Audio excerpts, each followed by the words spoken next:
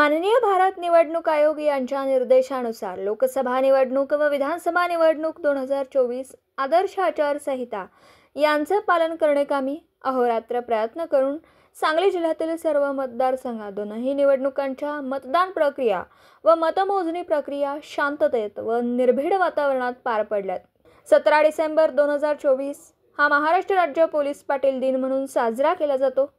या दिनाचा औचित्य साधून जिल्हा पोलीस दल व महसूल प्रशासनाच्या वतीने माहेश्वरी गार्डन, धामणी रोड, विश्रामबाग येथे पोलीस पाटलांनी लोकसभा विधानसभा सार्वत्रिक निवडणूक 2024च्या अनुषंगाने सांगली जिल्ह्यातील सर्व प्रशासकीय विभागांशी समन्वय साधून आपण निवडणूक शांतता व सौहार्दपूर्ण वातावरणात पार पाडावी याकरिता आचारसंहिता सुरू झाल्यापासून आपल्या गावातील सर्व राजकीय सामाजिक घडामोडींवर बारकाईने लक्ष पुरवून वेळोवेळी स्थानिक पोलिसांशी संपर्क ठेवून कोणताही अनुचित प्रकार घडून कायदा व सुव्यवस्थेचा प्रश्न निर्माण होऊ नये याकरिता आपले बहुमोल योगदान दिल्यामुळे त्यांचा माननीय डॉक्टर राजा दयानिधी जिल्हाधिकारी सांगली, माननीय संदीप घुगे पोलीस अधीक्षक सांगली यांनी जिल्ह्यातील सर्व 604 पोलीस पाटलांना सन्मानपत्र देऊन गौरव केला।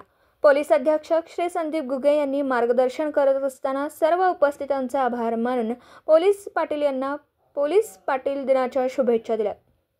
पोलीस पाटील हे गावातील मानाचे पद असून त्या पदास साजेल असं काम करावं, कायदा व सुव्यवस्था, क्लिष्ट गुन्हे यांच्या तपासात मदत करावी, आगामी येणाऱ्या स्थानिक स्वराज्य संस्था निवडणुकीतही अशाच प्रकारे चांगलं काम करावं, महिला गुन्ह्यांबाबत कॉलेज, शाळा येथे जाऊन मार्गदर्शन करावं अशा सूचना दिल्या। जिल्हाधिकारी डॉक्टर राजा दयानिधी यांनी मार्गदर्शन करताना उपस्थितांचे स्वागत करून पोलीस पाटील दिनाच्या शुभेच्छा दिल्या। पोलीस पाटील ही छत्रपती शिवाजी महाराजांपासून चालत आलेली यंत्रणा असून आपण सर्वांनी ती चांगल्या प्रकारे अजूनही टिकवून ठेवल्याबद्दल सर्वांचे आभार मानले। पोलीस पाटील यांनी आपल्या गावातील महत्त्वाच्या घटना आपल्या रजिस्टरमध्ये नमूद कराव्यात, त्यासाठी आधुनिक तंत्रज्ञानाचा वापर करावा।